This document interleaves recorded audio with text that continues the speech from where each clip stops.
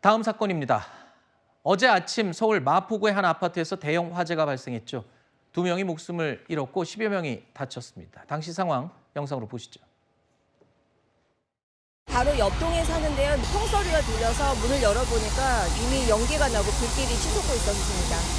너무 긴박해 보였고 사람들이 소리 지르는 소리도 들리고 살려주세요, 문이 안 열려요 이런 소리도 들었습니다. 무슨 일 갖고 나왔지? 자력으로는 나올 수가 없더라고요. 이미 안 보여요. 이거 연기가 꽉 켜가지고. 이 사고로 24층 아파트 안에 있던 집 안에 있던 60대 어머니와 20대 아들이 목숨을 잃었습니다. 어제 이 오후에 이 소식이 뉴스로 보도가 될 때만 해도 저도 보고 왜 탈출을 못했을까?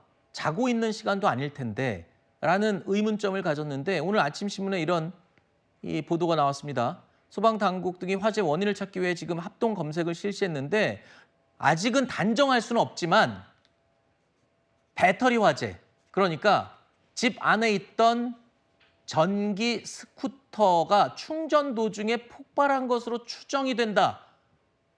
이러면은 탈출을 못했을 가능성이 좀 있어 보입니다. 이 정황이 어떤 정황이 나온 겁니까? 그러니까 불이 난 시간은 오전 8시니까 모두 다 깨어있던 상황이고요. 그렇죠. 처음에 이제 화재가 났을 때 여기에 같이 살고 있는 60대 아버지가 소화기를 끄다가 다른 소화기를 가지러 가는 사이에 이렇게 열폭주 현상이 발생한 것으로 추정이 되고 있습니다. 그러니까 리튬 이온 배터리 같은 경우에는 실제 너무나 그 고열로 폭발을 하고 특히 이것이 열폭주 현상이 있기 때문에 일반 소화기나 일반 물로 끄기는 굉장히 어렵다고 합니다. 거의 그러니까 안 꺼진다고 폭발을 하죠. 한다는 거죠. 그렇죠. 예, 그런 측면에서 리튬 이온 배터리를 실내에서 이렇게 충전한 것이 굉장히 위험하다는 경각심을 가져야 될 것 같고요. 실제로 이 사건 같은 경우에도 탈부착하는 배터리이기 때문에 또 충전은 이 실내에서 하게 되는데 아들 방에서 충전 중에 갑자기 폭발을 아하. 했다는 겁니다.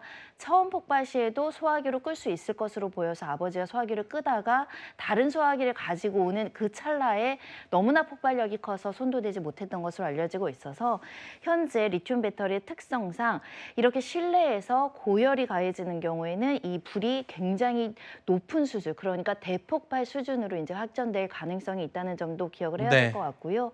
이 화재로 안타깝게도 어머니와 아들은 사망한 상황입니다. 이 리튬 이온 배터리 폭발 화재 과거에도 여러 차례 있었고 여러분도 이제 아시겠죠? 배터리 공장에서 불이 났을 때 전문가들은 첫 번째가 빨리 도망가라였습니다.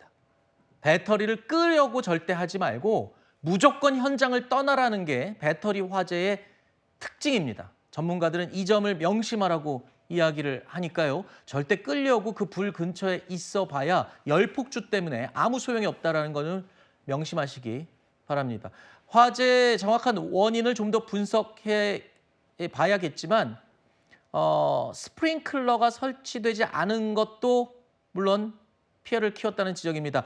배터리야 물로 꺼지지 않는 게 맞지만 14층에서 난 불이 위층으로 또는 주변으로 너무 지나치게 크게 번지지 않았냐. 그나마 스프링클러가 있으면 어땠을까라는 아쉬움이 남는 대목인데요. 들어보시죠. 여기 건물의 경우에는 건축물 상 연도에 따라서 16층 이상 설치 대상이 되겠습니다. 따라서 화재가 발생한 층이 14층이기 때문에 스프링클러가 설치되지 않았음을 말씀드리겠습니다.